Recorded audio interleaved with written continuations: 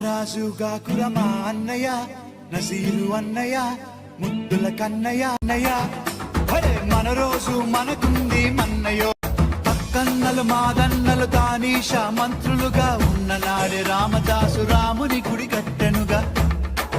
కాని చోట నువ్వది గుడన్న మాట అనవద్దునంట నన్న వేమన్న గారి మాట వినలేద నువ్వు బేట బంగారు పలుకు మాట